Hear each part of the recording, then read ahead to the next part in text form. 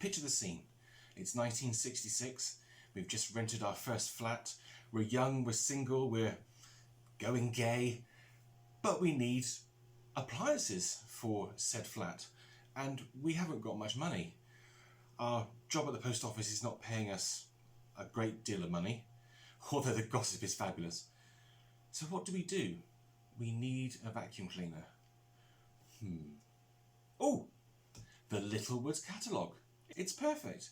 We can pay on the weekly, no money down. All we have to do is wait for it to arrive.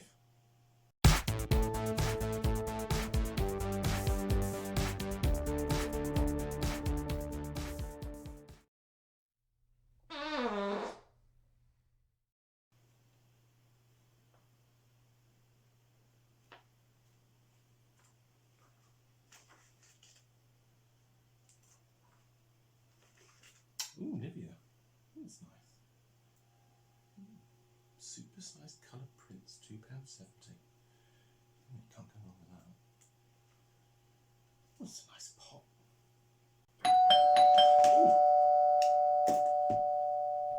Our vacuum cleaner's here.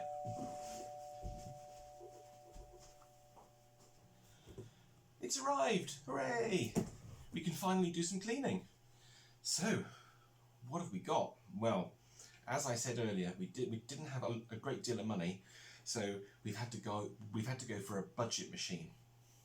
We could have had a lovely Electrolux 90 or a Hoover Constellation, but yeah, money's a bit tight, so we've gone budget, and we've got a Spinney. A Spinney, honestly, amazing. So this is actually the original box that this cleaner came in, and it's from Littlewoods. So there's a Littlewoods shipping label here. So it says LSD. It was the 60s. I think LSD means Littlewood Shopping Direct. Not entirely sure, could be. But it's urgent from Littlewoods warehouses. And let's see, it went to Tideswell, I think. Is it Tideswell? Tideswell? And the date on the label is the 17th of October 1966. It went to Mr. Birch, who lived in Stoke-on-Trent. I doubt very much whether Mr. Birch is still with us. And yeah, it says British Railways ledger label number 6 from Bolton. And in the box we have an electric vacuum cleaner made in England. Voltage 220, 240. What does that say? It's hard to read it. Packers number 71 and machine number 13631L. So, what did we get for our, well, probably £1 a week for the next 500 years? As I say to you, this is a Spinney machine. Now, Spinney was Littlewood's own label. They did quite a lot of appliances under Spinney, and it was their budget machine. And by God, this is really budget. When you compare it to the other machines of the time, it is really quite shocking how simple this cleaner is. So, what do we get in the box? Well, we get a little tiny floor brush there, made of cheap plastic. We get a crevice tool. This has some use, I'm afraid. This is really quite knackered. Odd little crevice tool there, very strange. Again, extremely cheap plastic. We get a hose. Now, I will come back to the hose later because that is definitely worth talking about. And we get 2 steel rods in this, so yeah. Unfortunately, I've only got this rod in the box. The other one has gone walkies over time, and it's an unusual size.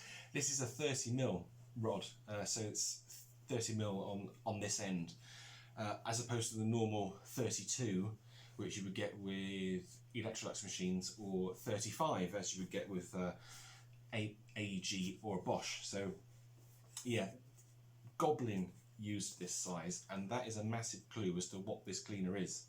Let's put that And then we have the machine itself. So let's get this out. As you can see, it's got the original packaging with it. I'm just going to drop the box down, like so, whilst I balance the cleaner. And take these ends off. Take that one off. Take that one off.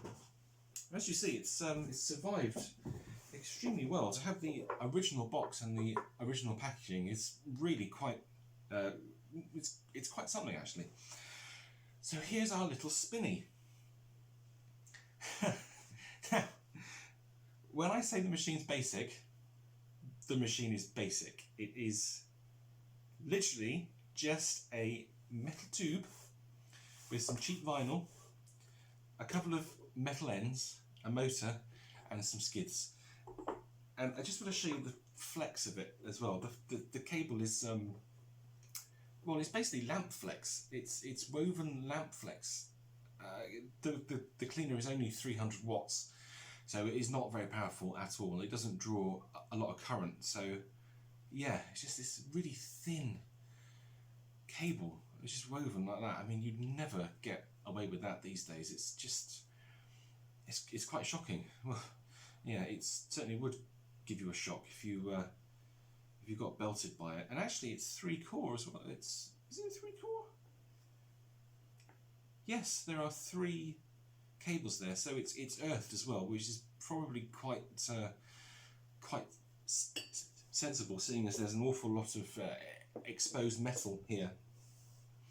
And if you look at the switch as well, I mean, if I were to talk you through this vacuum cleaner's quirks and features, it would not take very long at all.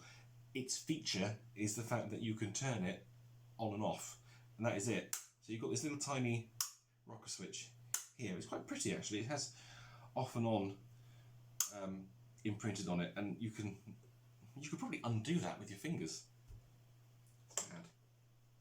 So underneath we have the ratings plate here. So it says Spinney, and then the serial number L13631, which is what it said in the box. It is model 400, 300 watts of power, 300 watts. AC/DC, 220, 240 volts, 25 to 60 cycles, made in England. Now that is also another massive clue. So I would put money on the fact that this is actually a Goblin machine. Goblin made this for Littlewoods, and then Littlewoods would have requested that they have the Spinney mark put on it, because Spinney, as I say, was their own brand. It is, as I say, extremely basic. There's nothing much to it, and unfortunately, you know, if you think about some of the machines we've had on this channel, like the Philips T760, that was full of features and lights and literally bells and whistles. This has nothing, bless it. It is just a simple vacuum cleaner to do a simple job, and frankly, it doesn't do it particularly well. There is not a great deal of airflow. There's not a lot of suction. However, saying that, back in the 60s, if you didn't have that much money, your choice was this or a broom and a dustpan and brush. So anything is better than a broom or a dustpan and brush. Oh, I just meant to say as well, this wouldn't have been the only head. Well, at least I don't think this would have been the only heads that you got with the cleaner. As per usual, if anyone knows what this is, or you know, its history or any other detail, please leave us a comment under the video. I assume that it would have had a metal standard floor nozzle. It's almost like a V shape, like that, with a hose, the pole went in the top, and then it was just a fixed cast, probably cast aluminium, maybe cast steel, possibly, which would have been for the carpets, and this would have been used for the hard floors. But this may have been the only nozzle that came with it. You imagine cleaning an entire house with that? You imagine that? You'd be scrubbing forever. It would have been horrendous. But there we go. So let's take a look inside. So we have the screw fitting here for the hose, and then obviously you undo the front by undoing those, and then just taking the front off, and that's it. That's the face of the cleaner. And do you know what? I could actually make this look really nice. I could spray this, and I may well do it. I've got some time off coming up, and this is probably Bakelite. I don't know actually, is that Bakelite or plastic? It's some kind of plastic, cheap plastic, but you can take that off because there's 3 screws there. So this could be actually be sprayed really well. You'll notice what I've done here. This is a Hoover Compact or Hoover Sprint bag. Is it Sprint in America or Spirit? I don't know. I can't recall. And I just managed to put that in there because the only filtration you get on this cleaner is this tiny little bag. That is it. There's no pre-motor filter in there at all. You can just see down there. There's no exhaust filter. There's nothing. So it's literally just this cloth bag. Now, what's quite good about this is the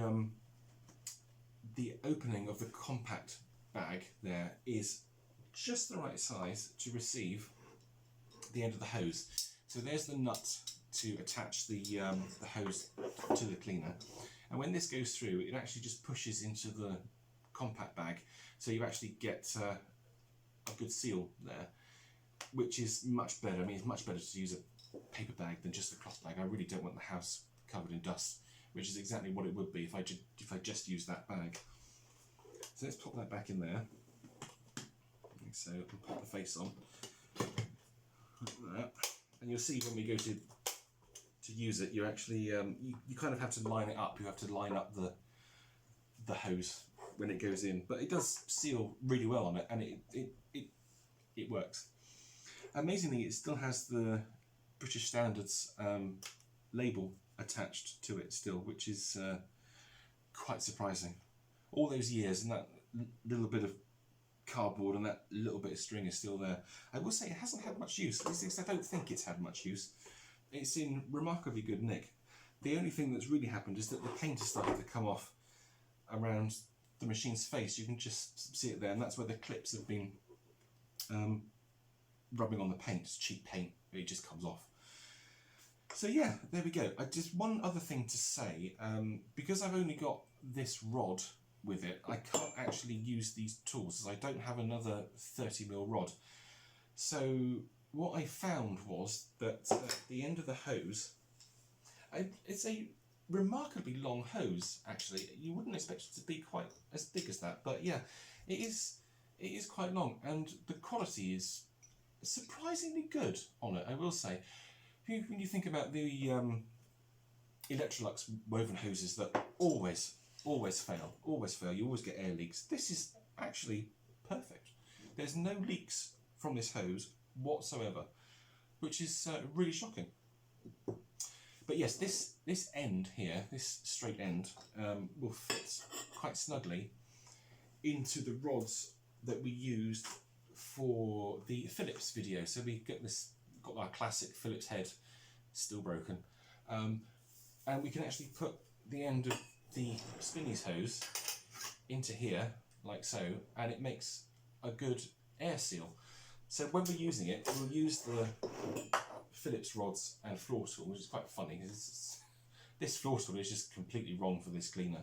I'm not entirely sure it's going to pick up anything, but we'll give it a go. All those 300 watts burning away.